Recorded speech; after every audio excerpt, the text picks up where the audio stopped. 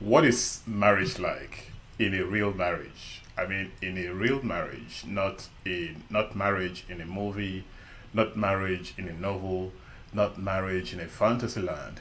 Marriage in a real marriage. On this episode of the Advancement Strategies podcast, we're going to be answering that question. What is marriage like in a real marriage? Hang in there. Your empowerment for advancement is our mission here. I am Iyke Nwambie. Welcome to the program. Welcome to the Advancement Strategies podcast. I am Iyke Nwambie, your host, the cheerleader of success, advancement, and leadership. On this episode of the Advancement Strategies podcast, we're going to be considering the topic that says, what is marriage like in a real marriage? In our conversation today, I want to start off with this statement that a marriage in a real marriage depends on the persuasions, preparations, and propensities of the two partners in that marriage, and also in their prayerfulness. Somebody said, no, love is what you need. Love alone is what you need. If love is there, then everything else is there. I asked him, really? If you ask all the individuals that are currently divorced, will they not tell you that it started off on the very, very fiery zone of love?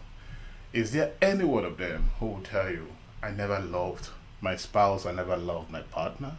So if we're talking about love, what kind of love are we talking about? Another one said, oh, money is all you need, plenty of it. I agree that you need money in marriage. But if money is all that you need, why is it that we have all of these millionaires and sometimes billionaires who are divorced and cheerfully are ready to stay away from the other person, regardless of the millions and the billions? The other day, even the richest man in the world, Jeff Bezos, divorced his wife. Yet they are billionaires, they are the richest people in the world. Another one said, oh no, prayer alone is what you need. Prayer, if you can pray, you can avert every prayer. That is interesting. If not for the fact that when I look around, I see a lot of prayer warriors and praying warriors who pummel their spouses, cut them down, and talk to them as though they are the demons they ought to be fighting in spiritual warfare. Without digressing, I want us to realize that marriage in a real marriage is work, plenty of work.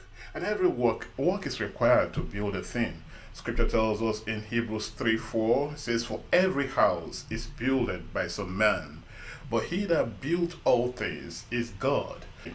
Another scripture that really helped me to cement all of this years ago was is this scripture in Proverbs 24 verses 2-4 in the New King James Version. It says, through wisdom a house is built. A house is built. That means a home. When you build a house, then you can create a home in that house. And by understanding, it is established. By knowledge, the rooms are filled with all precious and pleasant riches. You see, wisdom is the singular tool that coordinates every other body of knowledge. With knowledge by itself is information. It could be ordinary knowledge, it could be revelational knowledge, it could be inspired knowledge, but it's a body of information. Information, then understanding has to do with comprehension. How much of that knowledge have you understood?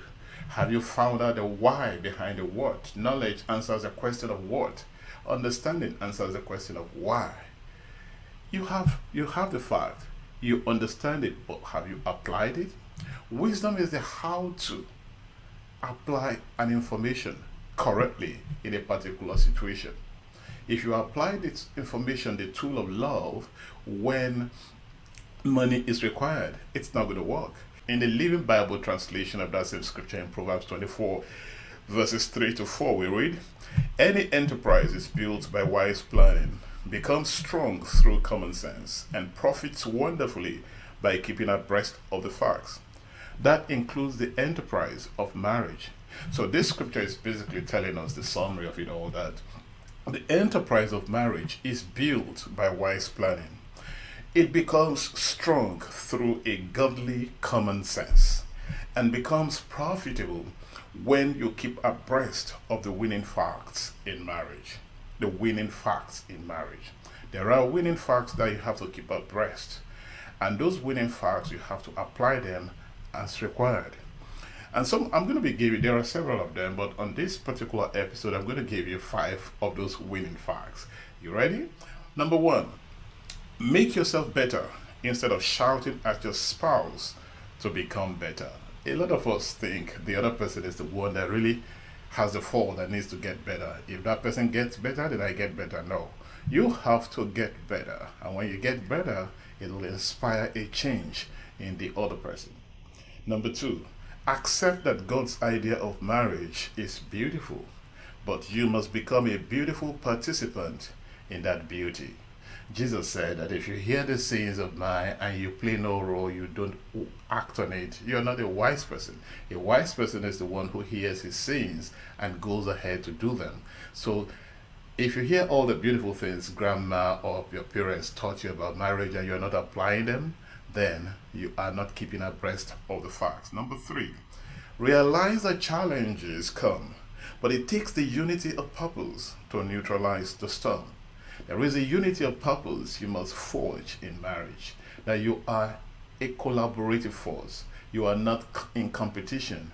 You are there as a united force with a united purpose to actualize the dream of God for your home.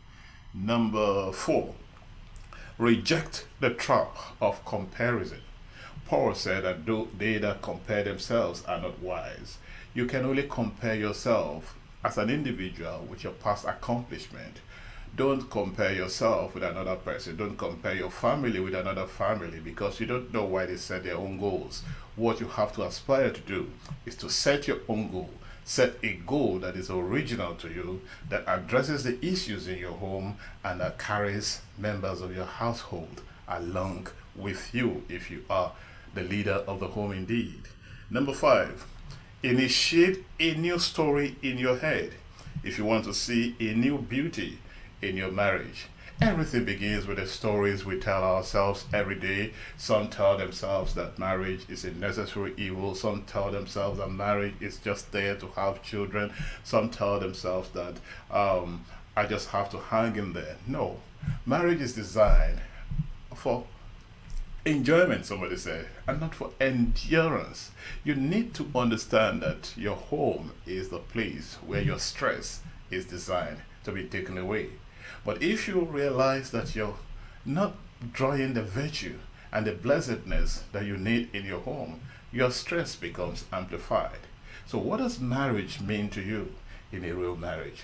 I have this technician friend who would, in those days, just busy herself looking at magazines, home magazines and all of that. And she was just fantasizing. So one day I asked her, what are you doing?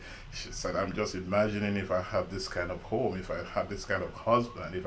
I said, those are magazine husbands, those are magazine homes. You need to start asking yourself, what do I need to bring to the table to make my home a formidable home? Before I sign off today, my friend, I need to ask you a question. And that question is this: what is your own golden nugget of marriage? What do you believe the relevant facts of marriage that you need in a real marriage should be? I need to hear from you, and my audience needs to hear from you. Go ahead and share it. Also remember to subscribe to my channel, the Advancement TV channel, for continuous advancement, for continuous inspiration. Our goal here is to advance, to empower you for all-round advancement in the different areas of your life. While I expect to receive answers to the question I asked, I say to you, keep advancing, and I'll talk to you again in another video.